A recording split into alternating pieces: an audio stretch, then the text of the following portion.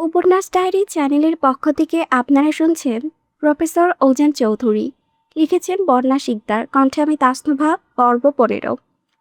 রাত তখন প্রায় 10টা। ওজান ক্লান্ত শরীর নিয়ে হেলে দুলে হেঁটে যাচ্ছিল। মাত্র সে আর তন্ময় এলাকায় সেই জটিল কেসের প্রাথমিক ইনভেস্টিগেশন শেষে বাড়ি ফিরল তারা। অবশ্য এই অভিযানে এখানে শুধু তারা দুজন আসেনি, এসেছে তাদের পুরো টিম। তবে গ্রামে কোনো ভালো রিসোর্ট বা হোটেল না থাকায় টিমের বাকি সদস্যরা কাছাকাছি অন্য আরেকটি বাসা বাড়িতে সাময়িকভাবে উঠেছে। উজান ধীর পায়ে নিজের রুমে এসে প্রবেশ করলো। রুমে ঢুকে এসে দেখতে পেল মুখ গভীর ঘুমে আচ্ছন্ন হয়ে বিছানায় পড়ে আছে। তপ্ত জ্বরে পড়তে থাকা নিজের পিচি বউটাকে দেখা মাত্রই উজানের ইচ্ছে করেছিল এক দৌড়ে গিয়ে তাকে বুকের ভেতরে জড়িয়ে ধরে, কিন্তু ধুলোবালি আর নোংরা জামা কাপড় শরীরে থাকায় সে নিজের তীব্র ইচ্ছাটা মনের ভেতরেই চেপে রাখল। অতঃপর আলনা থেকে নিচের টাওয়ালটা হাতে নিয়ে সে শাওয়ারের জন্য রুম থেকে বের হয়ে গেল। যেহেতু এটি একটি যৌথ পরিবার, পুরনো ধাঁচের বড় বাড়ি, তাই প্রতি রুমে আলাদা কোনো অ্যাটাচড ওয়াশরুম নেই। বাড়ির শেষ মাথায় কমন ওয়াশরুমে গিয়ে উজান দ্রুত শাওয়ার শেষ করে রুমে ঢুকলো। টাওয়াল দিয়ে কোনো রকমের চুলগুলো মুছতে মুছতে সে এক লাফে বিছানায় উঠে গেল। কিন্তু মৌকে যেই না সে পেছন থেকে নিজের কাছে টেনে নিতে চাইল, অমনি মৌ এক ঝটকায় বাইম মাছের মতো মুচড়ে উল্টো দিকে ঘুরে পুরো শরীর কাতামুড়ি দিয়ে শুয়ে পড়ল। এতক্ষণে উজান বুঝতে পারল তার লক্ষ্মী বউটা আসলে গভীর ঘুমে নয়, বরং গভীর অভিমানে রেগে মেগে বোম হয়ে আছে। তার উপর সে এতটাই রাগান্বিত যে উজানের দিকে পা ফিরিয়ে শুয়েছে। তবে উজান চৌধুরীও এত সহজে ছেড়ে দেওয়ার পাত্র নয়। সে বিছানায় এগিয়ে গিয়ে কাতার ওপর দিয়ে মৌয়ের পা দুটো টেনে নিজের বুকের সাথে জড়িয়ে ধরল। মৌ সাথে সাথে ছটফট করে নিজের পা সরিয়ে নিল এবং বিছানায় উঠে বসে এক কর্কশ কণ্ঠে চেঁচিয়ে উঠল, ইবলিশ শয়তান একটা! কাণ্ডকান সব লোক পেয়েছে নাকি আপনার? মনের ভেতরে যত সব শয়তানি বুদ্ধি ঘুরঘুর করে। আমি আবার কি করলাম? উজান নিজের মুখটা একদম বাচ্চার মতো ইনোসেন্ট করে বলল। তার এই ভাজা মাছটা উল্টে খেতে না জানা চেহারা দেখে মৌয়ের ভিতরে রাগ আরও তেলেবেগুনে জ্বলে উঠল। সে চোখ বড় বড় করে বলল, কি করলাম মানে? আপনি জানেন না কোনো বউকে তার স্বামীর বুকে পা দিয়ে পা দেওয়া চরম পাপ? ও বুঝেছি, আমাকে আপনি তারা বেড়া বুঝিয়ে নিয়ে জাহান্নামে পাঠিয়ে দিতে চান, আর নিজে ড্যাং ড্যাং করতে করতে জান্নাতে গিয়ে সেখানে হাজার খানেক হুর নিয়ে রংঢং করবেন, তাই না? যাস শালা, এই বউগুলো এত তারা কিভাবে হয় রে ভাই? গরু গাছে উঠবে না, তবুও তারা জোর করে তাকে গাছে উঠিয়েই ছাড়বে। কথা শেষ হতে না হতেই মৌ সোজা হয়ে আরও কাছে এগিয়ে এলো।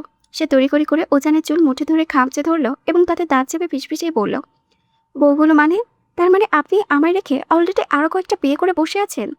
তাই তো বলি, আমার শরীরে 103 ডিগ্রি জ্বর হওয়া সত্ত্বেও কেন এই শাশুড়ির পুত আমাকে একা ফেলে অমন করে চলে গেল? এমনকি আমি এতবার ফোন দেওয়ার পরেও কেন একটাবারও রিসিভ করলো না? আমার ফোন রিসিভ করবে কিভাবে? ওদিকে এতগুলো ফুলের মতো সুন্দরী বউ রেখে কি আর এই করলার মতো তিতকুটে বউয়ের কাছে আসতে ইচ্ছে হয় আপনার? বউয়ের এই মারাত্মক লজিক শুনে ওজান রীতিমতো খক করে কাঁদতে শুরু করলো। এই পিচি মেয়েটা ভেতরে ভেতরে এত ডেঞ্জারাস আর স্নিগ্ধ মনের, তা ওজান আগে জানতো না। সে চুলের মতোই মাথায় তোতলাতে তোতলাতে বলল, আউচ বউ, চুলটা ছাড়ো প্লিজ। আমার জানের প্রাণের কলিজার একটাই মাত্র বউ, আর সেটা হলে তুমি। এছাড়া আমার লাইফে আর দ্বিতীয় কেউ নেই, সত্যি বলছি। আমি তো জাস্ট কথার কথা অমন করেই বলেছি। প্লিজ লক্ষ্মী বউ আমার, আর রাগ করো না। আচ্ছা সরি, আর জীবনে ভুলেও এমন ভুল কথা মুখ দিয়ে বের করবো না, প্রমিস। এটা কি আপনার ভুল মনে হয়? মৌ ভ্রু কুচকে ঝামটা দিল। প্লিজ শাশুড়ির মেয়ে, এবার একটু শান্ত হও। আমি এই গভীর রাতের বেলায় তোমার সাথে একদম ঝগড়া করার মুডে নেই, সত্যি। ও, তার মানে আমি ঝগড়ুটে? আমি ঝগড়া করেছি, ওকে থাকে। আপনি আপনার হুড়দের নিয়ে আমি চলে যাচ্ছি।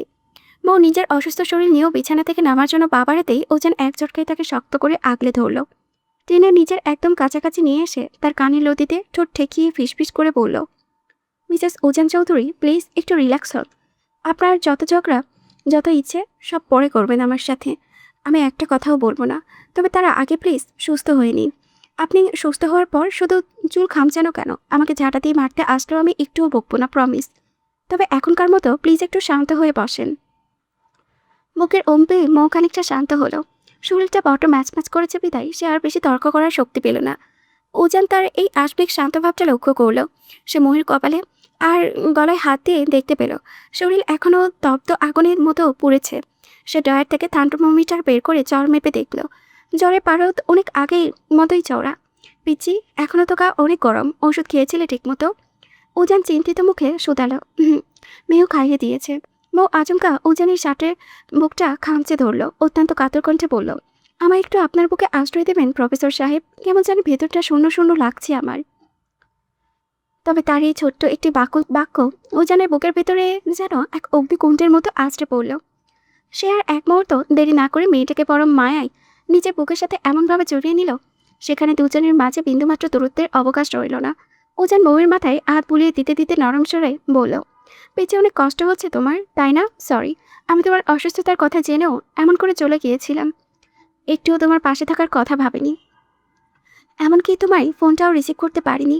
আর সোয়ার পেয়েছি, আমার ফোনে একদম চার্জ ছিল না, বিশ্বাস করো আমায়। মৌ উজানের বুকে আষ্টে পিষ্টে জড়িয়ে থেকে অত্যন্ত আকুল ভাঙ্গা গলায় বলল, আপনি কোথায় ছিলেন, কেন ছিলেন, কিসের জন্য ছিলেন, তার মূল কারণটা কি? কোনো রকম এক্সকিউজ আমি আপনার থেকে জানতে চাই না প্রফেসর সাহেব, আমি শুধু এই মুহূর্তে আপনাকে চাই। মৌয়ের কণ্ঠস্বরে এক অন্যরকম তীব্র আকুলতা শুনতে পেলে উজান। সেও বউকে আরো শক্ত করে বাহু ধরে বেঁধে রাখলো। কিছুক্ষণ ওভাবে নিস্তব্ধতায় অতিবাহিত হওয়ার পর হঠাৎ করেই মৌ উজানের বুকের উপরে মুখটা ঘষে নিচু স্বরে আওড়ালো, আমাকে একটু ভালোবাসবেন প্রফেসর সাহেব? এই ছোট্ট একটা সহজ প্রশ্ন উজানকে ভেতর থেকে পুরোপুরি নাড়িয়ে তুলল। মৌ কি বোঝাতে চেয়েছে? সেই কথার গভীরতার ইঙ্গিত বুঝতে উজানের মতো প্রাপ্তবয়স্ক পুরুষের বাকি থাকার কথা নয়। তবে তার মনে একটা তীব্র ডাউট হলো, মেয়েটা কি আসলে সুস্থ? মস্তিষ্কের নিজের অধিকার চাইছে নাকি তীব্র জ্বরে ঘুরে অবচেতন মনে এমন প্রলাপ বকছে? উজানকে চুপ থাকতে দেখে মৌ আরও একটু নড়ে চড়ে ওঠে। কি হলো প্রফেসর সাহেব, ভালোবাসবেন না আমায়? কেন, আমি কি কখনো তোমায় কম ভালোবেসেছি যে আবার নতুন করে ভালোবাসতে হবে? উজান ইচ্ছে করে একটু না বোঝার ভান ধরে দুষ্টুমি মিশিয়ে বলল। মুহূর্তের মধ্যে মৌয়ের রাগ আরও চড়ে গেল।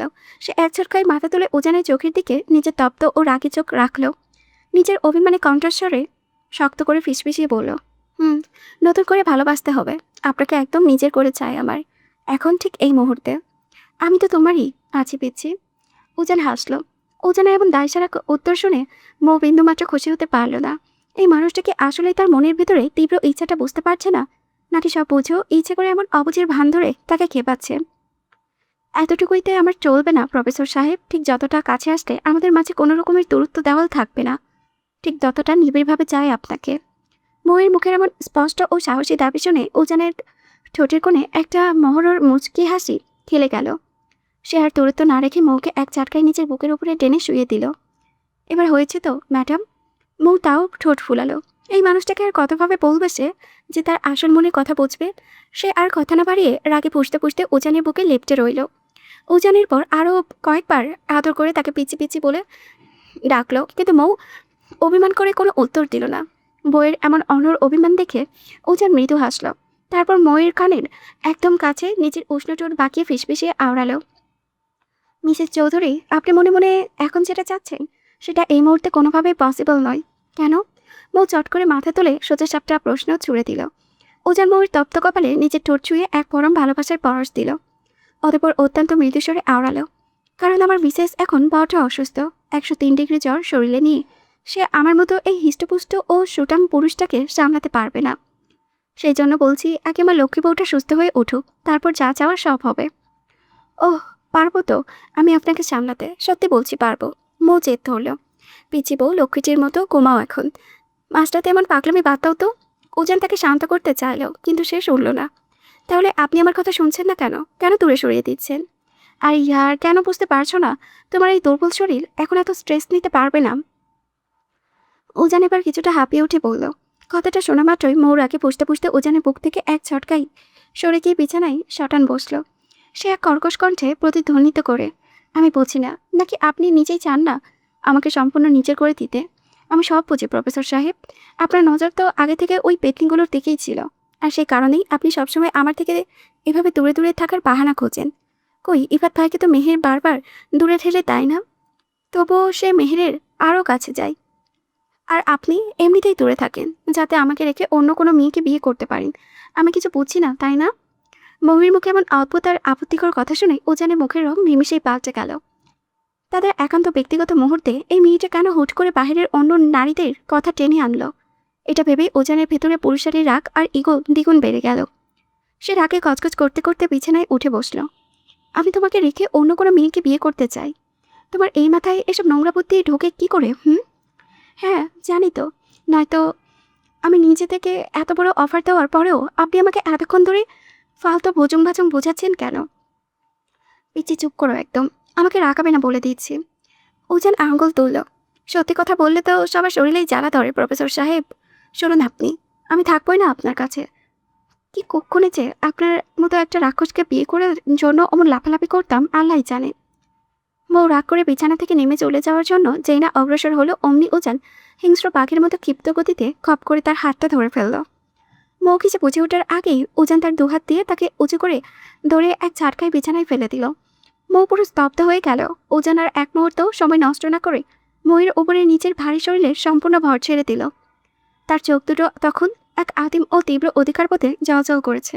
সে মৌয়ের চোখের দিকে চেয়ে অত্যন্ত কঠোর ও মাদকতাপূর্ণ গলায় আওড়ালো, শাশুড়ির মেয়ে পরে যদি আবার চিৎকার করে কান্না করিস তাহলে তোর খবর আছে। উজানের মুখের এই হুমকিটা কর্ণকহপুরের গর্জনের মতো মৌয়ের কানের পর্দায় গিয়ে বাজতে লাগলো। এতক্ষণে সে নিজের ভুলটা বুঝতে পারল। যে পরের পুরুষত্বকে সে এতক্ষণ রাখিয়ে তোলার চেষ্টা করেছিল, রেগে গেলে সে কতটা ভয়ঙ্কর ও নিয়ন্ত্রণহীন হতে পারে তা সে ভুলে গিয়েছিল। সে নিজের ভুল বুঝতে পেরে আত্মপক্ষ সমর্থনে যেই না কিছু বলতে যাবে, অমনি উজান আর তাকে কোনো কথা বলার বা অজুহাত দেখানোর বিন্দুমাত্র সুযোগ দিল না। উজান এক ঝটকায় নিজের তপ্ত ও তৃষ্ণার্তর ওষ্ঠচোরা ময়ের নরম ও শুষ্ক চোখের উপর স্থাপন করে তা নিজের সম্পূর্ণ আয়ত্তে নিয়ে নিল। সে এক পরম আবেশে আর তীব্র ভালোবাসার টানে ময়ের কোমরটা নিজের শক্ত বাহুডোরে চেপে ধরল। বেশ কিছু সময় পর মৌ যখন পুরোপুরি হাঁপিয়ে উঠল, তখন উজান তার ঠোঁট দুটো মুক্ত করে দিয়ে তার সারা মুখমণ্ডলে, কপালে আর গালে একের পর একটা ভালোবাসার গভীর ও উষ্ণ পরশ এঁকে দিতে লাগলো। উজানের এমন আসমিক উন্মাদ আর রূপবান পুরুষালী রূপ দেখে মৌয়ের ভয়ের চোটে নিজের ভেতরের সব রাগ বলে বিছানায় গুটিয়ে গেল। সে উজানের এই তীব্র বাঁধন থেকে নিজেকে সামান্য ছড়ানোর জন্য ফিসফিস করে কিছু একটা বলতে চাইল, কিন্তু উজান আর কোনো বারণ বা চুক্তি কানেই তুলল না। তার বদলে উজানের মুখ থেকে এক চরম মাদকতাময় ও গভীর কণ্ঠস্বর প্রতিধ্বনিত হলো, একদম ডিস্টার্ব করবে না এখন। উজান চৌধুরী এখন তার স্পেশাল ডিশ টেস্ট করার মোডে আছে। অতঃপর উজান তার জীবনের একমাত্র অর্ধাঙ্গিনীকে নিজের দুই বাহুর বেড়াচলে বন্দি করে ভালোবাসার একটা অতলস শান্ত সাগরে ডুবে দিল। নিজের অন্তরকে গভীর থেকে গভীরতম ভালোবাসার রঙে সে তার আদুরে পিচ্চি বউটাকে রাঙিয়ে তুলল। দীর্ঘদিনের সমস্ত লুকানো আকাঙ্ক্ষা আর আবেগের মাঝে সে আজ খুঁজে নিল নিজের জীবনের পরম সার্থকতা। এভাবেই সব অভিমান আর দূরত্বের অবসান ঘটিয়ে এক অনন্ত ভালোবাসার চাদরে সম্পূর্ণ হলো উজান ও ময়ের চিরন্তন প্রেমের উপাখ্যান। অর্ধনগ্ন হয়ে উজান বিছানায় উপর হয়ে শুয়ে আছে গভীর ঘুমে মগ্ন। তার পরনে কেবল একটা ট্রাউজার, উন্মুক্ত সুঠাম পিঠ আর চওড়া বুকে বিছানা চাদরের সাথে লেপ্টে আছে। ঠিক তখনই এক ক্ষীণ কোঙ্গানির শব্দে তার কাঁচা ঘুমটা ভেঙে গেল। এত ঘুমে স্পষ্ট কান্নার আওয়াজ পেয়ে উজান অভ্যাসবশত নিজের পাশের হাত বাড়ালো, কিন্তু সেখানে ময়ের কোনো অস্তিত্ব মিলল না। দরপর করে চোখ মেলে আর চোখে পাশে তাকাতেই উজানের ঘুম এক নিমিষেই উধাও। সে তড়িঘড়ি করে বিছানায় উঠে বসলো। দেখলো মৌ বিছানার একদম পায়ের কাছে জড়সড় হয়ে বসে নিচু সরে ফুপিয়ে ফুপিয়ে কাঁদছে। বউয়ের এই অবস্থা দেখে উজান আর স্থির থাকতে পারল না। সে বিছানা পেয়ে উদ্গ্রীব হয়ে মৌয়ের দিকে এগিয়ে গেল। পিচি, কি হয়েছে তোমার? খুব কষ্ট হচ্ছে? উজান অত্যন্ত চিন্তিত মুখে মৌয়ের কপালে হাত দিয়ে তাপমাত্রা চেক করলো। না, জ্বর এখন অনেকটাই কম, গা আগের মতো পড়ছে না। জ্বর কমার কারণেই সে স্বস্তির নিঃশ্বাস ফেলেছে বটে, কিন্তু মৌ এই ভোরবেলা কেন এভাবে কাঁদছে তা সে কিছুতেই মিলাতে পারল না। উজান যেই না সান্ত্বনা দেওয়ার জন্য আবার হাত বাড়াতে গেল, অমনি মৌ এক ঝটকায় তার হাতটা সরিয়ে দিল। মেয়েটা চোখে একটা তীব্র রাগী দৃষ্টিহীনে কর্কশ কণ্ঠে বলে উঠল, টাচ করবেন না আমায়, অসভ্য পুরুষ। মৌয়ের মুখে হুট করে এবং তকমা শুনে উজান খানিকটা ঘাবড়ে গেল, কিন্তু পরক্ষণে গতকাল রাতের সমস্ত উন্মাদনার কথা মনে পড়তেই তার ঠোঁটের কোনো এক চিলতে দুষ্ট হাসি খেলে গেল। সে কিছুটা মৌয়ের দিকে চোখে এসে তার কানের কাছে ফিসফিসিয়ে আওড়ালো, ওকে অসভ্য হয়েই না হয় টাচ করব। মৌয়ের মুখ থেকে হুট করে এমন তকমা শুনে উজান খানিকটা ঘাবড়ে গেল, কিন্তু পরক্ষণে গতকাল রাতের সমস্ত উন্মাদনার কথা মনে পড়তেই তার ঠোঁটের কোণে এক চিলতে দুষ্ট হাসি খেলে গেল। সে কিছুটা মৌয়ের দিকে ঝুঁকে এসে তার কানের কাছে ফিসফিসিয়ে আওড়ালো, ওকে অসভ্য হয়েই না হয় টাচ করব। তার এই রসিকতা শুনে মৌয়ের ভেতরে রাগ হলো এক লম্হায় তেলে বেগুনে জ্বলে উঠল। সে রাগে ফুসতে ফুসতে নিচের ছোট ছোট দুটো হাত দিয়ে উজানের শক্ত বুকে ধামধাম কিল বসাতে শুরু করলো। উজান সেই কিলে বাধা দিল না, বরং পরম শান্ত কণ্ঠে আবার জিজ্ঞেস করলো, রিল্যাক্স পিচ্ছি, প্লিজ বলো না কেন কেঁদেছ এই ভোরে? আই গেস তুমি আমাকে আবার পাওয়ার জন্য কাঁদছ, অ্যাম আই রাইট? আচ্ছা, এর জন্য কেউ কাঁদে নাকি? আমাকে একটা ডাক দিলেই তো সব প্রবলেম সলভ হয়ে যেত। মৌ তাতে দাঁত চেপে চেঁচে উঠল, চুপ করুন বেহায়া পুরুষ। শুধুমাত্র আপনার জন্য, আপনার এই পৈশাচিক কাণ্ডের জন্য আমি এখন ঠিকঠাক মতো উঠে দাঁড়াতে পর্যন্ত পারছি না। এই নিয়ে 5-5বার চেষ্টা করলাম, আমি প্রতিবারে পা কেঁপে বিছানায় পড়ে যাচ্ছি। শরীরে বিন্দুমাত্র জোর পাচ্ছি না আমি। মৌয়ের এই স্বীকারোক্তি শোনা মাত্রই উজান একলাপে বিছানা থেকে নিচে নেমে এলো। কোনো কিছু না ভেবেই সে খুশিতে নিজের মনে ধুম্বা চলে বলতে বলতে কোমর দুলিয়ে নাচতে শুরু করে দিল। উজানের এই পাগলামি দেখে মৌয়ের মুখের রং মুহূর্তে পাল্টে গেল।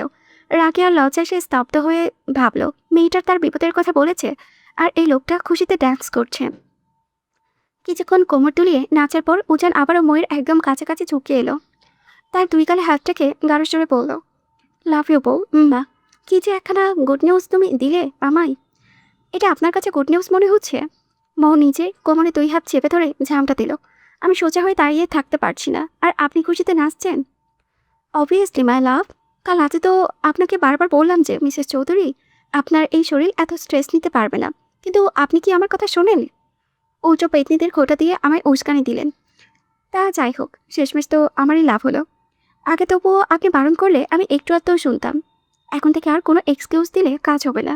উজান চৌধুরী যখন তখন তার এই স্পেশাল ডিশ টেস্ট করেই করবে। মৌ আর সহ্য করতে না পেরে বিছানা থেকে বালিশটা তুলে সজোরে চড়ে মারল উজানের দিকে। কিন্তু উজানের তাতে বিন্দুমাত্র ভ্রুক্ষেপ নেই। সে হাসি মুখে বালিশটা লুফে নিল। মৌ এবার নিজের আগে গজগজ করতে করতে উঠে দাঁড়ালো উজানকে 2টো থাপ্পড় মারার জন্য। কিন্তু বিছানা থেকে পা বাড়তেই তার পা অবশ হয়ে দুটো আবারও মুচকে গেল। সে যেই না ভারসাম্য হারিয়ে মেঝেতে পড়ে যেতে যাবে, অমনি উজান তড়িৎ গতিতে এগিয়ে এসে নিজের চওড়া 2 হাতে তাকে আগলে নিল। সে অত্যন্ত যত্ন সহকারে মৌকে আবারও বিছানায় কিনারে বসিয়ে দিল। তারপর নিজের হাত দুটো মৌয়ের মুখের সামনে বাড়িয়ে দিয়ে সশব্দে হেসে উঠল। নিন ম্যাডাম, এবার এই হাত দুটো কোমরে আপনার সব রাগ মিটিয়ে নিন। শরীরে তো শক্তির সহ অবশিষ্ট নেই, তবুও আমার সাথে লাগতে আসবেন। এই জন্যই তো বারবার বলেছিলাম আগে সুস্থ হয়ে নিন। এখন দেখলেন তো বড়দের কথা না শুনলে কি অবর্ণনীয় দশা হয়। চুপ করুন নির্লজ্জ পুরুষ, আপনার জন্য আবার কাজ আজ এইরকম অবস্থা। রাতে অকাম করার জন্য উস্কানি দিলে তুমি, আর এখন আমার দিকে আঙুল তুলছ। বদমি, কাছে আসো, 2টা চুম্মা দিয়ে বুঝিয়ে দেই আমি কতটা লয়াল। উজারির মুখে এমন খোলামেলা কথা শুনে মৌয়ের কান দিয়ে যেন সত্যি এবার ধোয়া বের হতে লাগলো। লোকটার মুখে একটু আটকায় না। সে রাগে দুঃখে আবারও বিছানা থেকে জোর করে উঠে দাঁড়ালো। এই ইবলিশটার সাথে সে আর একটা বিন্দুও কথা বলবে না। সে অনেক কষ্টে নিজের কাঁপতে থাকা পায়ে গুটি গুটি পদক্ষেপে রোপ থেকে বের হওয়ার জন্য দরজার দিকে এগিয়ে গেল। উজান পেছন থেকে তাকিয়ে চিৎকার করে উঠল, শাশুড়ি মেয়ে, শাওয়ার নেওয়ার জন্য অন্তত জামাগুলো তো সাথে নিয়ে যাও, নাকি পিছু পিছু আমাকেও ওয়াশরুমে যেতে বলছো? কিন্তু কে শোনে কার কথা? মৌ পেছনে আর এক মুহূর্তের জন্য দাঁত তাকিয়ে রাগে ফুসতে ফুসতে খটখট করে রুম থেকে চলে গেল।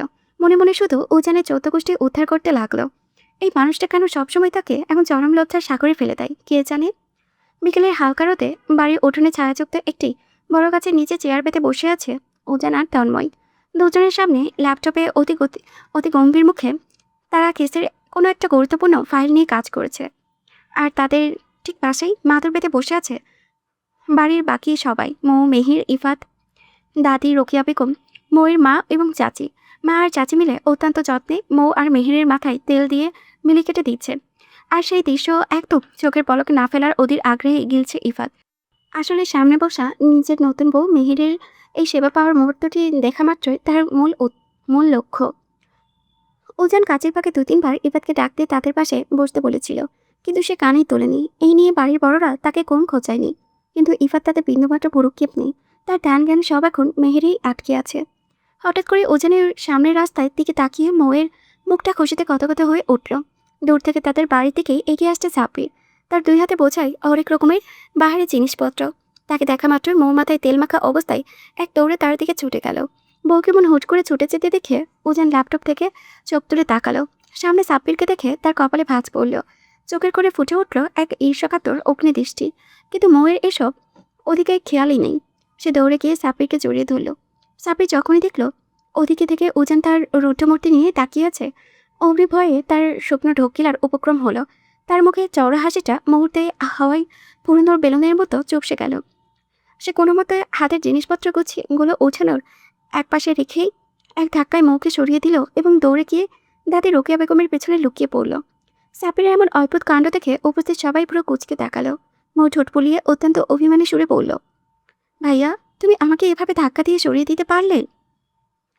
সাব্বির তাদের পিছনে থেকে মুখ বাড়িয়ে চেঁচিয়ে উঠল, তুই চুপ কর খাটাস মেয়ে একটা।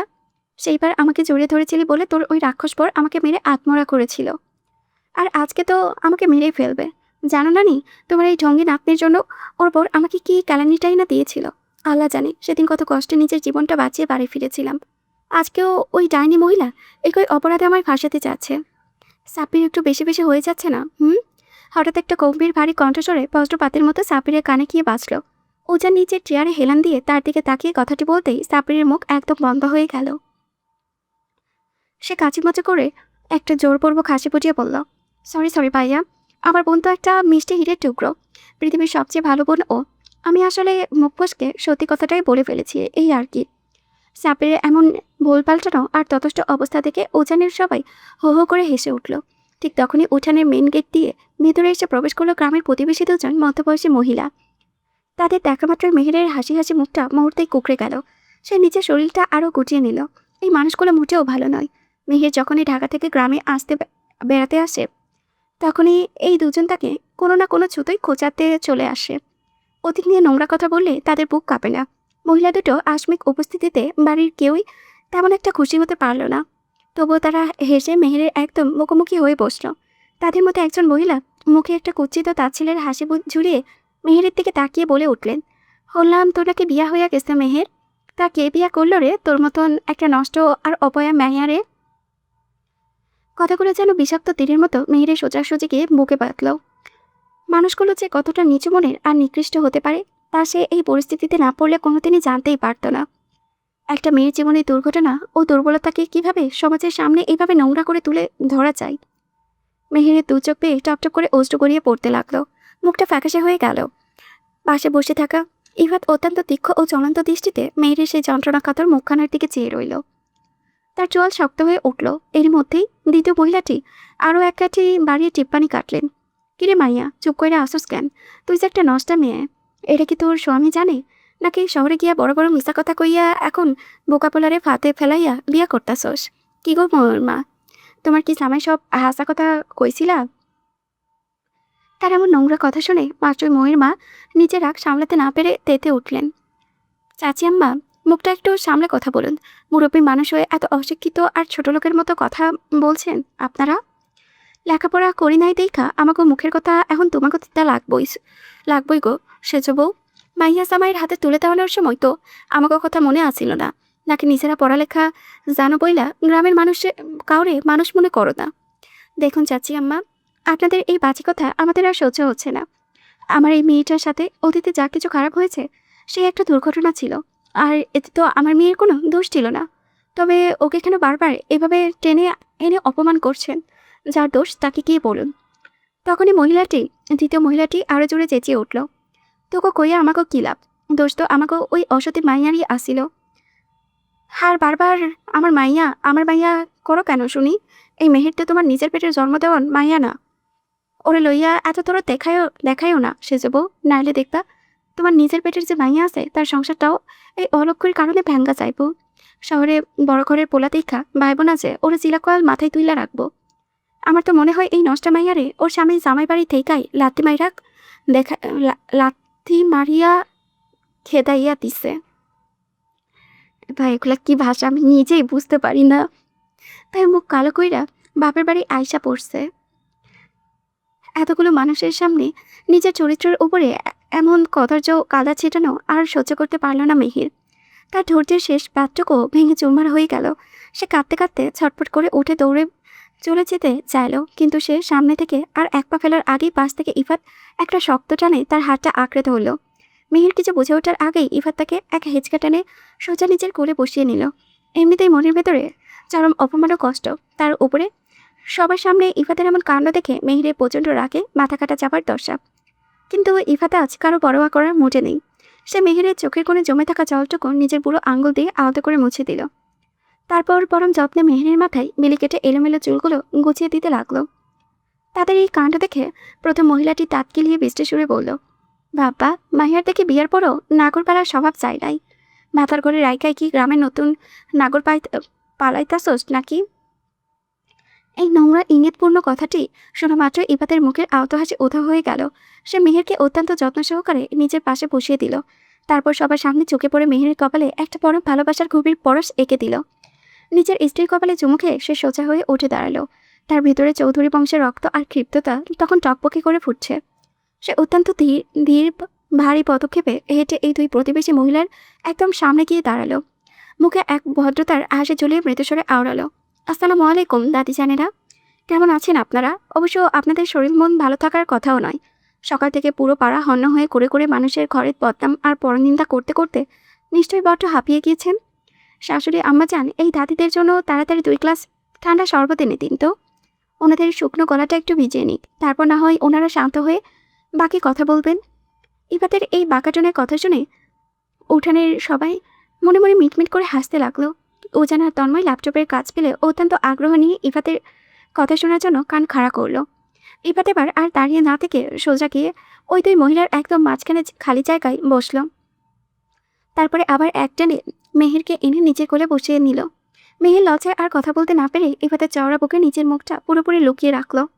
ইফাত এবার তার বজ্রকণ্ঠে বলল, শুনুন দাদা জানেরা, এতক্ষণ ধরে যাকে আপনারা অত্যন্ত নোংরা নোংরা বিশ্লেষণে ডাকলেন, সে হলো আমাদের নিজের বিবাহিতা ওয়াইফ, আমার অর্ধাঙ্গিনী মিসেস ইফাত চৌধুরী, যাকে এই ইফাত চৌধুরী সবার সামনে 3 কবুল বলে নিচে ঘরে ঘরনি করে নিয়ে এসেছে।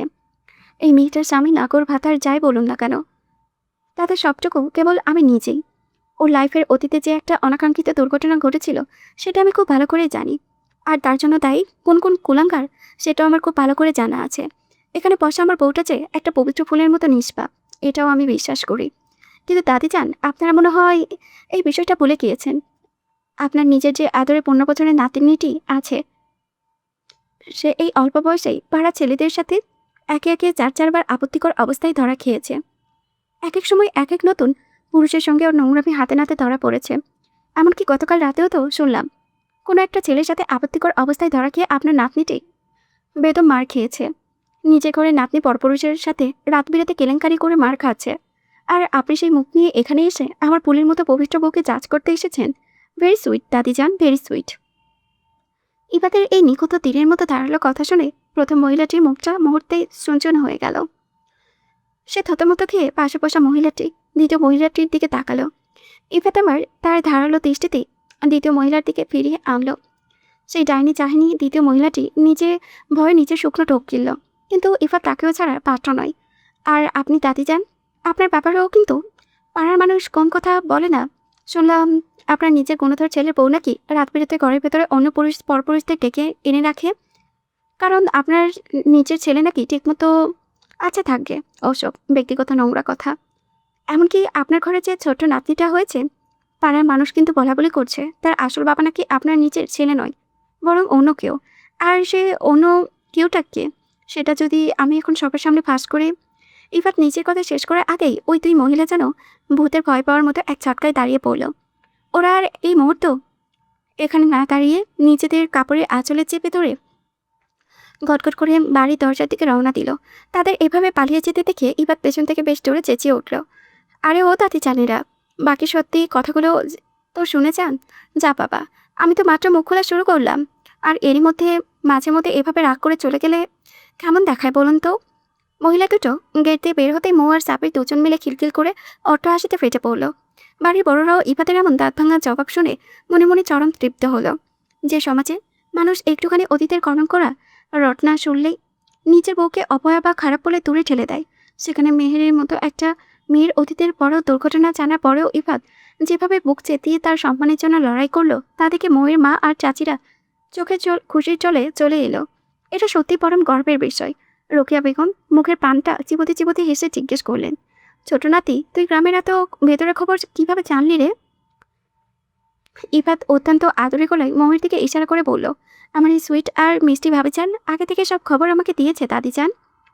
আর ওই শয়তান বুড়ি দুটো ভাবখানা এমন দেখায় যেন নিজেরাই দুধে ধোয়া তুলসী পাতা। আমার সামনে এসে আমার বইয়ের দিকে আঙুল তোলে, এরপর যদি কেউ আমার বইয়ের দিকে একটি আঙুলও তোলে তবে তার হাত ভেঙে আমি গুঁড়ো করে দেব। আসুক না আরেকবার, এবার একদম চালাকাট দিয়ে পিটিয়ে তক্তা বানিয়ে ছাড়বো। ইবাদের মতো দায়িত্বশীল মেহেরের বড় হিসেবে দেখে বাড়ির সবাই স্বস্তির হাসি হাসলেন। মৌয়ের মা পরম মমতায় ইফাতের মাথায় হাত বুলিয়ে দিয়ে আর্দ্র গলায় বললেন, বাপজান, আমার এই মেয়েটাকে তুমি এভাবে সারা জীবন আগলে রেখো। ওর জীবনে এখন তুমিই সব। কখন মেয়েটাকে কোনো কষ্ট দিও না বাবা। একদম টেনশন নেবেন না শাশুড়ি আম্মা চান। আপনার দুই মেয়েটাকেই সামলানোর দায়িত্ব আমার, না মানে চৌধুরী মঞ্জিলের সবার। তবে আমি শুধু আমার নিজের বউটাকে দেখে রাখবো। এর চেয়ে বেশি আর কোনো ঝামেলা নিতে আমি পারবো না। উজানের বউ উজান দেখে রাখুক। ইফাতের এই পাকা রসিকতা শুনে উজানও মৃদু হাসলো। অতপর মেহেরের মুখে মেঘলা আকাশ কেটে খুশির হাসি ফুটল। সবাই মিলে আবার একটা পরম স্বস্তিতে আটায় মগ্ন হলো। ঝিরঝিরে নদীর হাওয়া আর ঘন পাতার খসখসানি শব্দে চারিপাশটা একটা ভৌতিক নিস্তব্ধতায় ঢাকা। নিঝুম জঙ্গল চার করে ঘেঁষে বয়ে চলেছে একটা শান্ত নদী। এই জনমানবহীন নির্জন প্রান্তরে জাওলাদের মতো ঘিরে দাঁড়িয়ে আছে বেশ কয়েকজন সশস্ত্র যুবক। আর তাদের বৃত্তের ঠিক মাঝখানে মাটিতে হাত পা শক্ত রশিতে বাঁধা অবস্থায় লুটিয়ে পড়েছে দুটি ছেলে। বাজার আকুতিতে তারা মাটিতে পশুর মতো গড়াগড়ি খাচ্ছে, কিন্তু তাদের কান্না শোনার মতো কেউ নেই। ঠিক তখনই জঙ্গলের বুক চিরে পায়ে হেঁটে এগিয়ে এলো আরও দুটি অবয়ব। অবয়ব বললে ভুল হবে, তারা একজন পুরুষ আর একজন নারী। দুজনের পরনেই কুচকুচে কালো পোশাক আর মুখে আটা কালো মাস্ক। তারা সামনে এসে দাঁড়াতেই চারপাশে জল্লাদদের মধ্যে এক অদ্ভুত তৎপরতা দেখা দিল। আচমকা সেই মাস্ক পরিহিত রহস্যময়ী নারীটি তার হাতের একটি আঙ্গুল তুলে বাকিদের দিকে ঠান্ডা ইশারা করল। আর সেই ইশারা পাওয়া মাত্রই হিংস্র নেকড়ের মতো দুটো ছেলে উপরে ঝাঁপিয়ে পড়ল বাকি যুবকেরা। তাদের হাতে থাকা মোটা লাঠি আর রড অনবরত আস্তে পড়তে লাগলো মাটির উপরে পড়ে থাকা অর্ধনগ্ন শরীর দুটোর ওপর। ছেলে দুটির গায়ে কোনো সুতো নেই, তাই প্রতিটি আঘাতের সাথে সাথে চামড়া ফেটে ফিনকি দিয়ে কাঁচা লাল রক্ত ছিটকে বের হতে লাগলো। তাদের আর্তনাতে জঙ্গলের বাতাসও যেন ভারী হয়ে উঠল। মারধর যখন এক পর্যায়ে থামলো, তখন সেই কালো পোশাকধারী নারী ধীর পায়ে ছেলে দুটির ক্ষতবিক্ষত দেহের দিকে এগিয়ে গেল। তার হাতে একটা অদ্ভুত নিষ্ঠুরতা। সে কোমর থেকে একটা ধারালো ছোরা বের করে ছেলে দুটি সারা শরীরে নিচ গভীর করে ব্লেড চালানোর মতো আঁচড় কাটতে লাগলো। ছাল চামড়া আলকা হয়ে যাওয়া সেই তাজা ক্ষতের ওপরে সে এক লম্হায় ঢেলে দিল এক বাটি শুকনো লঙ্কার গুলো। আল্লাহর দোহাই লাগে, ছাড়ুন আমাদের, মরে গেলাম, বাঁচাও। লঙ্কার তীব্র ঝাঁঝ আর পোড়ানিতে ছেলে দুটি পৈশাচিক যন্ত্রণায় চিৎকার করে টুকরে কেটে উঠল। কিন্তু তাদের সেই বুকফাটা হাহাকার দেখে মাস্কের আড়ালে থাকা ওই নারীর ঠোঁটের কোণে এক পৈশাচিক ও পরম তৃপ্তির হাসি ফুটে উঠল। সে তীব্র ঘৃণায় ঝুঁকে পড়ল তীব্র চলনে ছটফট করতে থাকা একটি ছেলের দিকে। তার মাথার চুল মুঠো করে ধরে এক হিংস্র পাখিনীর মতো গর্জে উঠল। কষ্ট হচ্ছে, ভীষণ কষ্ট হচ্ছে, তাই না রে জানোয়ারের দল? ঠিক এইরকমই তীব্র কষ্ট এর চেয়েও 1000 গুণ বেশি নরক যন্ত্রণা হয়েছিল সেই নিষ্পাপ মেয়েগুলোর, যাদের তোরা মানুষ নামের কলঙ্ক করা এর চেয়েও ভয়াবহভাবে ছিঁড়ে খুঁড়ে খেয়েছিলি। চুল ধরে থাকা ছেলেটি যন্ত্রণায় চোখ উল্টে কাঁপতে কাঁপতে ভাঙা গলায় কোনো মতে বলল, কিসের কথা বলছেন আপনারা? আমরা কাউকে কষ্ট দিইনি, দোহাই আপনাদের, আমাদের প্রাণ ভিক্ষা দিন, আমরা বাঁচতে চাই। ছেলেটির মুখে বাঁচার আকুতি শুনে সেই নারী একটা উন্মত্ত অট্টহাসিতে পেটে পড়ল। সেই হাসির শব্দে তারা শিউরে উঠল। হাসতে হাসতে আচমকা তার হাতে ধারালো ছুরিটা ছেলেটির হৃৎপিণ্ড বরাবর সচরে গেঁথে দিল সে। পাশবিক শক্তিতে ছুরিটা বুকের ভেতরে ঢুকে যেতে কলকল করে রক্ত গরম ছিটকে বের হয়ে মৌয়ের কালো পোশাক ভিজিয়ে দিল। যন্ত্রণায় শেষ সীমানায় পৌঁছিয়েছে ছেলেটি এক গগন পিতারি চিৎকার দিল। নারীটি এক চুলো দয়া না করে দেখিয়ে ঠিক একইভাবে পাশে ছেলেটির বুকেও ছুরি চালিয়ে তাকেও ক্ষত বিক্ষত করে দিল। দুজন নরপিশাচ যখন নিজেদের রক্তের পুকুরে শুয়ে ছটফট করেছিল, তখন এই নারী ও পুরুষের চোখে এক পরম বিচরে আনন্দ চকচক করে উঠল। নারীটি আবারও একটা প্রলয়ঙ্কারী হুঙ্কার ছাড়ল, প্রাণ ভিক্ষা চাস তোরা? প্রাণ ভিক্ষা দিয়েছিলি তোরা সেই অসহায় মেয়েগুলোকে? প্রাণ ভিক্ষা যাতে তোরা স্রেফ ওয়ান টাইম টিস্যুর মতো ইউজ করে ডাস্টবিনে ছুঁড়ে ফেলেছিলি। তারা যখন তোদের পায়ে ধরে জীবনের শেষ আকুতি করেছিল, তখন তো তোদের পাষাণ মন গলেনি। তবে আজ কেন তোদের আমি মুক্তি দিই বল? প্রথম ছেলেটি রক্তাক্ত মুখে উঁচিয়ে শেষবারের মতো কিছু একটা বলার চেষ্টা করতেই মুখ ক্ষিপ্ত হয়ে একটার পর একটা গুনে গুনে 6 বার তার ধারালো ছুরির ফলা বসিয়ে দিল ছেলেটি ক্ষতবিক্ষত বুকে। প্রতিটি ফলা বসানোর আগে সাথে সাথে মাংস কাটার বীভৎস শব্দ হতে লাগলো। ছেলেটি নিজের জীবনের শেষ ভিক্ষা চেয়ে গুঙ্গাতে লাগলো, কিন্তু সেখানে কেউ বা তার কথায় শোনার জন্য দাঁড়িয়ে নেই। হুট করে সেই নারী তার সমস্ত রুদ্ধমূর্তি আর খুনে চোখ নিয়ে ছেলেটি কানের কাছে মুখ নামালো। শীতল ফিসফিসানি কণ্ঠে আওড়ালো, প্রথম ফালাটা দিলাম আমার জানের টুকরোকে মিথ্যা প্রলোভন দেখিয়ে তোদের পশুবৃত্তর চাহিদা মেটানোর জন্য। দ্বিতীয় ফলাটা দিলাম আমার জানের নিষ্পাপ হৃদয়টাকে টুকরো টুকরো করে ভেঙে ফেলার জন্য।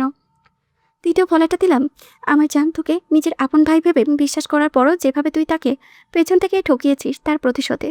চতুর্থ ফলাটা দিলাম আমার জানের উপরে তোরা যে অমানবিক ও পাশবিক নির্যাতন চালিয়েছিস তার জন্য। পঞ্চাশ ফলাটা দিলাম আমার পরিবারের সকলের বিশ্বাস এভাবে ভাঙার জন্য, আর ষষ্ঠ ফলাটা দিলাম কারণ আমার আম্মু তোকে নিজের পেটের ছেলের মতো ভালোবেসে বিশ্বাস করেছিল, আর তুই সেই মায়ের অন্ন খেয়ে তার সাথে বেইমানি করলি। মৃত্যুর কোল ঘেঁষে দাঁড়িয়ে ছেলেটি চোখ দুটো কোনো মতে মেলে শেষ নিঃশ্বাস ত্যাগের আগে কাঁপা কাঁপা চোটে জিজ্ঞেস করে, কে আপনি? নারীটি নিজের মুখের মাস্কটা এক ঝটকায় সরিয়ে নিল। চাঁদের আলোয় তার চোখের হিংস্রতা আর ঠোঁটের বাঁকা হাসিটা স্পষ্ট হয়ে উঠল, এবং ততক্ষণে আবারও মুখ থেকে সে চিবিয়ে চিবিয়ে বলল, আমি তালুকদার বাড়ির মেজ মেয়ে এবং চৌধুরী বাড়ির মেজ ও পুত্রবধূ তাসফিয়া মৌ চৌধুরী। কথাটা শেষ করে মৌ আর এক মুহূর্ত অপচয় করল না। পাশে দাঁড়িয়ে থাকা কালো পোশাক পরিহিত পুরুষটির হাতে থেকে এক কোপে মাথা নড়ানোর চওড়া ও ভারী রামদা নিজের হাতে তুলে নিল। সারা শরীরের শক্তি দিয়ে চিৎকার করে উঠল, আল্লাহু আকবার। সেই পবিত্র ও ভয়ঙ্কর ধ্বনি বাতাসে প্রতিধ্বনিত হতেই মৌ তার হাতের রামদা দিয়ে সচরে কোপ বসালো ছেলেটির গলায়। এক কোপে ধর থেকে মাথা আলাদা হয়ে ছিটকে পড়ল বহু দূরে। ঠিক একই প্রতীক্ষায় সে পাশের নরপিশাচটির গলাতেও রামদা চালালো। গলা কাটা মুরগির মতো দেহ দুটো মাটিতে লুটিয়ে পড়ে কিছুক্ষণ তীব্রভাবে লাফালাফি করতে লাগলো। আর তাদের শরীর থেকে বের হওয়া ফিনকে দেওয়া লাল রক্ত চারিপাশে মাটি ও ঘাস বেঁচে কাদা হয়ে গেল। দেখতে দেখতে দেহ দুটির শেষ স্পন্দনটুকু স্তব্ধ হয়ে গেল। তারা নিজেদের পাপের শাস্তি পেয়ে ওপরে পাড়ি জমালো। সেই কালো পোশাক পরিহিত পুরুষটি আর কেউ নয়, স্বয়ং সাব্বির। মৌ এক বিশ্বজয়ের তপ্তের হাসি হেসে সাব্বিরের দিকে হাত বাড়ালো। সাব্বির পকেট থেকে কয়েক বান্ডিল চকচকে টাকা মৌয়ের হাতে দিল। মৌ সেই টাকাগুলো যুবকের হাতে তুলে দিয়ে ইশারা করতেই তারা নিজেদের পারিশ্রমিক পেয়ে আর এক সেকেন্ডও দাঁড়ালো না। নদীর তীরে লুকিয়ে রাখা স্পিডবোটটা উঠে তারা মুহূর্তের মধ্যে অন্ধকারে বুকে হাওয়া হয়ে মিলিয়ে গেল। তারা চলে যেতে মৌ আর সাব্বির দ্রুত নিজেদের গা থেকে রক্তভেজা পোশাক, কালো পোশাক এবং মুখের মাস্ক খুলে ফেলল। চতুর অপরাধীর মতো তারা সমস্ত আলামত নদীর স্রোতস্বিনী জলে ভাসিয়ে দিল, যাতে কোনো ফরেন্সিক টিম বা পুলিশ খুনের বিন্দুমাত্র চিহ্ন খুঁজে না পায়। তবে যাওয়ার আগে মৌ দুটো মুন্ডুহীন লাশের মাঝখানে ছোট্ট একটা সাদা চিরকুট রাখলো, আর তার উপরে একটা ভারী পাথর চাপা দিল, যাতে নদীর বাতাসে ওটা উড়ে না যায়। সেই রক্তভেজা চিরকুটে কুটি কুটি অক্ষরে বড় বড় করে লেখা, ধর্ষণকারীদের এই পৃথিবীতে বেঁচে থাকার কোনো রাইট নেই। অবশেষে মৌ আর সাব্বির মূল রাস্তা এড়িয়ে বনের ভেতরে একটা বিপরীত গোপন পথ ধরে অত্যন্ত সাবধানে তালুকদার বাড়ির উদ্দেশ্যে রওনা হলো, যাতে ভুলেও কোনো তৃতীয় ব্যক্তি নজরে না আসে। বেইমানির প্রতিশোধ রক্ত দিয়েই শেষ হলো। নদীর দিক থেকে ফেরার পথে সাব্বির মেইন রাস্তা দিয়ে অত্যন্ত স্বাভাবিক ও সতর্কভাবে হেঁটে যাচ্ছিল, কিন্তু মৌ যেন একদমই অন্য গ্রহের বাসিন্দা। সে নিজের মতো নিচে কুন্দে লাফাতে লাফাতে এগিয়ে চলেছে। এক পর্যায়ে লাফালাফি বন্ধ করে সে হুট করে সাব্বিরের হাত জড়িয়ে ধরে ঝুলতে ঝুলতে হাঁটার শুরু করলো। সাব্বির শতবার বারণ করা সত্ত্বেও মেয়েটা আজ কোনো কথাই শুনছে না। ওদিকে সাব্বিরের বুকের ভেতরে তখন ভয়ের চোটে রীতিমতো ঢাকঢোল বাজাচ্ছে। সেদিন সামান্য একটু জড়িয়ে ধরার কারণে উজান তাকে যে কালানি দিয়েছিল, সেটা সে এখনও ভোলেনি। আর আজকে কাটাফোটা দুপুরে এই রাস্তায় উজান যদি মৌকে এইভাবে তার গায়ের ওপরে লেপ্টে থাকতে দেখে, তবে কোনো কিছু না ভেবেই তাকে নির্ঘাত পরপারে পাঠিয়ে দেবে। সাপের নিচে নাক কুচকে অত্যন্ত তটস্থ হয়ে মৌকে ফিসফিসিয়ে বলে উঠল, লক্ষ্মী বোন আমার, দোহাই তোর, একটু দূরে দূরে গিয়ে হাঁট। এমনিতেই তোকে নিয়ে এই ভরদুপুরে বের হয়ে আমার কলিজা শুকিয়ে গেছে। তার উপরে উজান ভাইয়া গতকাল স্পষ্ট বারণ করার পরেও তুই যদি এভাবে আমার গায়ের উপরে লটকে থাকিস, আর ওটা যদি ভাইয়া কোনোভাবে দেখে ফেলে, তবে আবার কপালে কি চরম দুর্দশা আছে তা কি তুই বুঝতে পারছিস? মৌ এক তাচ্ছিল্যের জামটা দিয়ে বলল, চুপ করো তো ভাইয়া। তুমি আমার মতো একজন সাহসী বীরবোন পেয়ে মনে মনে গর্ববোধ না করে উল্টো ভয়ের চোটে কাঁপছো। ছি, তোমার তো একটা কুত্তার লেজের সাথে ফাঁসি দিয়ে মরে যাওয়া উচিত। হ্যাঁ, এখন শুধু সেটাই বাকি আছে আমার। কিন্তু বইন, একটা কথা সত্যি করে বলতো, তুই কিভাবে ওই জানোয়ার দুটোকে অমন করে জবাই করলি রে? না মানে তোর হাতটা একবারের জন্যও কাঁপলো না? একটুও ভয় করে না তোর? মৌ এবার বেশ শব্দ করে খিলখিল করে হেসে উঠল। ততক্ষণে হাঁটতে হাঁটতে তারা তালুকদার বাড়ির সীমানায় ভেতরে ঢুকে পড়েছে। তাই মৌ কণ্ঠস্বর একদম নিচু করে ফিসফিসিয়ে বলল, ওসমান তালুকদারের নাতনি আমি। আর তুমি আমাকে জিজ্ঞেস করছো আমার ভয় করে কিনা? ওসমান তালুকদার নিজের এলাকায় দাঁড়িয়ে একসাথে 100টা লাশ ফেলে দেওয়ার ক্ষমতা রাখতেন, আর আমি তার রক্তের হয়ে এই সামান্য দুটো পশুকে মারতে ভয় পাবো? How funny. মৌয়ের আজব যুক্তি শেষ হতে না হতেই মিহির এবং মৌয়ের মা অত্যন্ত ফ্যাকাশে মুখে দৌড়ে তাদের দিকে এগিয়ে এলেন। মৌয়ের মায়ের চোখে মুখে তখন একটা চরম আতঙ্ক ও উদ্গ্রীব ভাব। তিনি হাঁপাতে হাঁপাতে কাঁপা কাঁপা গলায় বললেন, জানিস মা, রহিমার কুলাঙ্গার ছেলে আর তার এক বন্ধুকে নাকি কে বা কারা জঘন্যভাবে মারধর করে গলা কেটে মাথা শরীর থেকে আলাদা করে নদীর তীরে ফেলে রেখে গিয়েছে। পুরো গ্রাম তোলপাড় হয়ে যাচ্ছে। মুহূর্তের মধ্যে নিজের মুখের সমস্ত ভাব পরিবর্তন করে অবাক হওয়ার নাটক করল। সে নিজের শুকনো সুখ মুখ বানিয়ে আমতা আমতা করে বলল, সত্যি বলছে আম্মু? একটা পশুর মতো মানুষ এই জঘন্য কাজটা করতে পারলো? তবে আমার কি মনে হয় জানো আম্মু, যে কাজটা করেছে সে একদম ঠিক কাজ করেনি। তার উচিত ছিল ওই ধর্ষকগুলো শুধু গলা কেটে না, তাদের ইয়েটাও আগে কেটে ফেলা। তবে না আসল শাস্তি হতো। মৌয়ের মুখ থেকে এমন ঘোরদোর ও খোলামেলা কথা শোনা মাত্রই তার মা পুরো থমথমে হয়ে গেলেন। পাশে রোহান আর সাব্বির দাঁড়িয়ে আছে, আর তাদের মতো জোয়ান ছেলেদের সামনে মেয়েটা কিভাবে এমন অবলীলায় এসব কথা উচ্চারণ করে। মৌয়ের মা লজ্জায় আর অস্বস্তিতে তোতলাতে তোতলাতে বললেন, আচ্ছা তোরা এখানে থাক, আমি একটু ওদিক থেকে আসছি। এই বলে তিনি আর এক মুহূর্ত সেখানে না দাঁড়িয়ে দ্রুত পায়ে চলে গেলেন। তিনি চলে যেতেই সাব্বির আর নিজের হাসি চেপে রাখতে পারল না। সে হো হো করে হেসে উঠল। এই তেঁতুল গাছের পেতনি, তোর ভেতরে সাধারণ বুদ্ধি কি একেবারে লোপ পেয়ে গিয়েছে নাকি? মামির সামনে কি অমন করে ইয়ে কাটা কথা বলে? যা বাবা, দোষ করলো ওই নরপিশাচগুলো, অথচ তাদের বেলায় কিছু না।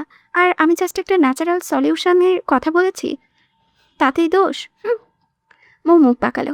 অতপর মৌ এবার তীর পায়ে মেহেরের দিকে এগিয়ে গেল। মেহের তখনও বড় বড় চোখ করে এক ফ্যাকাশে ও শুকনো মুখে মৌয়ের দিকে তাকিয়েছিল। সে মৌকে কাছে আসতেই অত্যন্ত কাঁপা গলায় শুধায়, মৌ, সত্যি করে বলতো, কি করলো এসব? গ্রামের মানুষ তো ভয় কাঁপছে। যে করুক না কেন, পাপ করলে তো আর শাস্তি তো প্রকৃতি কোনো না কোনোভাবেই দেবেই। So just chill baby. এই বলে মৌ কোনো একটা বিচয়ের মতো মেহেরের চারিপাশে গোল হয়ে ঘুরতে লাগলো। সাব্বির পলকহীনভাবে মেয়েটার এই অদ্ভুত কাণ্ডের দিকে তাকিয়ে রইল। এত বড় একটা নৃশংসকনের মিশন শেষ করে এসে একটা মেয়ে কিভাবে এত রিল্যাক্স মোডে ঘুরতে পারে, এমনকি অন্যকে চিল করার পরামর্শও দিতে পারে, তা ভেবেই সাব্বিরের মাথা ঘুরে যাওয়ার দশা হলো। সাব্বির কিছুটা মৌয়ের দিকে ঝুঁকিয়ে এসে নিচু স্বরে আওড়ালো, বইন রে, তুই এত রিল্যাক্স কিভাবে থাকিস বলতো? আমাকেও তো এমন ঝান্ডা পাথায় রিল্যাক্স থাকার টিপস দিস। সময় হলে দেবন্দি, এবার তুমি এখান থেকে কাটো দেখি ভাইয়া। ওদিকে তোমার গার্লফ্রেন্ড আবার তোমায় দেখতে না পেয়ে অভিমান করে মুখ ফুলিয়ে বসে থাকবে। যাও যাও। সাব্বির একগাল মুচকি এসে সেখান থেকে প্রস্থান করলো। সাব্বির চলে যেতেই মৌ মিহিরের হাত ধরে বাড়ির চারপাশটা ঘুরে ঘুরে দেখতে লাগলো। তার মুখের এই পরম তপ্ত ও বিজয়ের হাসি দেখে মেহেরের মনের ভেতরে সুপ্ত সন্দেহটা এবার দ্বিগুণ রূপ নিল। গতকাল রাতেও এই মেয়েটা সাব্বিরের সাথে আড়ালে ফিসফিস করে কি যেন গোপন কথা বলেছিল। এমনকি আজ সকাল থেকেও সে অনেকক্ষণ ধরে বাড়িতে ছিল না। আবার তার ফেরার পরপরই খবর এলো যে মেহেরের জীবনে সেই ধর্ষকদের বাকি দুজনকে কেউ অত্যন্ত নৃশংসভাবে কেটে নদীর তীরে ফেলে রেখে এসেছে। মেহের আর নিজেকে ধরে রাখতে পারল না। সে এক গভীর সন্দেহভরা ও তীক্ষ্ণ দৃষ্টিতে মৌয়ের চোখের দিকে চেয়ে চমকানো গলায় বলে উঠল, পাখি, একদম সত্যি করে বলতো আমায়, এই পুরো কাণ্ডটা তুই নিজে করেছিস তাই না? দেখ পাখি, আমার আমার কাছে অন্তত কোনো মিথ্যা কথা বলবি না। 5 বছর আগে সেই অভিশপ্ত ঘটনার কথা আমি কিন্তু আজও বলে যাইনি। সেই দিনও হয়তো তুই তীব্র রাগের মাথায় ওই 4 কুলাঙ্গারের মধ্যে থেকে একজনকে চলন্ত গাড়ির সামনে ধাক্কা দিয়ে ফেলে দিয়েছিলি। আর তার ঠিক 3 বছর পর দ্বিতীয়জনকে কেউ একজন ছুরিতে কুপিয়ে মেরে ফেলেছিল, যার ভয়ে বাকি দুজন কুলাঙ্গার এই গ্রাম ছেড়ে পালিয়ে গিয়েছিল। আর আজ 2 বছর পর যখনই আবার তারা এই গ্রামে পা রাখলো, ঠিক তখনই তারা হুট করে এই গ্রামে আসার জন্য জেদ চাপলো। এই সব কিছু টাইমিং কেমন বড্ড সন্দেহজনক লাগছে আমার কাছে। প্লিজ পাখি, আমায় বল, কি হয়েছিল আজ সকালে? মেহির এমন অকট্য যুক্তি ও জেরা শুনেও মৌয়ের মুখে বিন্দুমাত্র ভয়ের রেখা পড়ল না। সে মেহিরের গাল দুটো আলতো করে টিপে দিয়ে অত্যন্ত আদরের সুরে বলল, ও বেবি, তুইও না পারিস বটে। আমি এসব কোনাকুনি বিন্দুমাত্র কিছু জানি না। আমি ওসব আজেবাজে চিন্তা মাথা থেকে ঝেড়ে ফেলে জাস্ট এটা ভেবে খুশি হয়েছে পাপীরা শেষমেশ তাদের নিজেদের করা পাপের চরম শাস্তি পেয়ে গিয়েছে। এবার এই আজগুবি গোয়েন্দাগিরি বন্ধ করে সোজা নিজের বরের কাছে যাতো দেখি। ইবা ভাইয়া তার বউকে ছাড়া নিশ্চয়ই এদিক ওদিকে ছটফট করছে। আর আমি বরং একটু গিয়ে দেখি আমার ওই খাটাস প্রফেসর বরটা আবার কোথায় কোথায় টই টই করে ঘুরে বেড়াচ্ছে। এই বলে মৌ মেহেরকে উঠানে একা দাঁড় করে রেখে নিজের ঠোঁটের কোণে একটা রহস্যময় হাসি ঝুলিয়ে অত্যন্ত হালকা পায়ে বাড়ির পেছনে বাগানটার দিকে এগিয়ে গেল।